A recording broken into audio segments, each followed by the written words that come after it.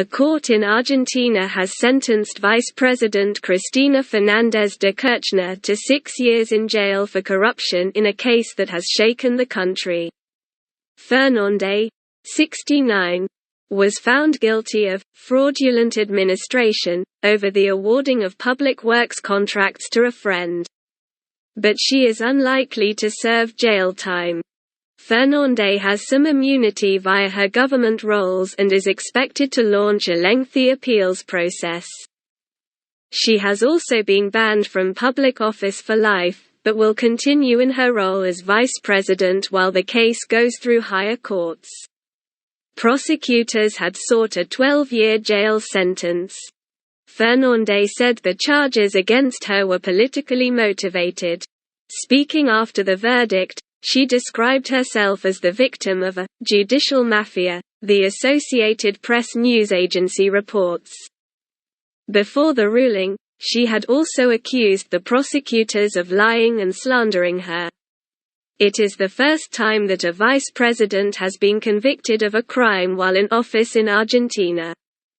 Prosecutors said Fernández had led an unlawful partnership when she was president of Argentina from 2007 to 2015.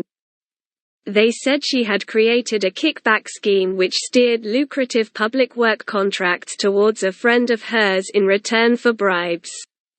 Businessman Lázaro Báez, the owner of a construction firm who was accused of being the main beneficiary of the scheme, was also sentenced to 6 years in prison.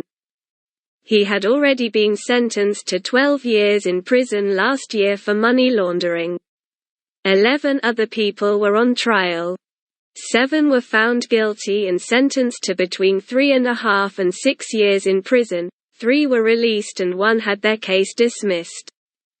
The prosecutors said that they uncovered irregularities in dozens of public work tenders awarded in the southern province of Santa Cruz, Fernández's political stronghold. Many of the construction projects were never completed. Prosecutor Diego Luciani described it as, probably the biggest corruption operation the country has known. He also said the alleged kickback scheme had caused the Argentine state a loss of at least $1 billion, £818 million. Fernández had vehemently denied all the allegations against her. The case has proven highly divisive in Argentina, where supporters of Fernández, a populist politician, love and hate her in equal measure. Supporters took to the street outside her apartment in Buenos Aires to show their backing for the vice president. At times, they have faced off with critics of Fernández, who accuse her of being a thief. It was during one of these gatherings on 1 September 2022 that Fernández became the target of an assassination attempt. A 35-year-old man pointed a gun at the vice president's head, but the weapon jammed as he aimed it at her. The man has been charged with attempted murder.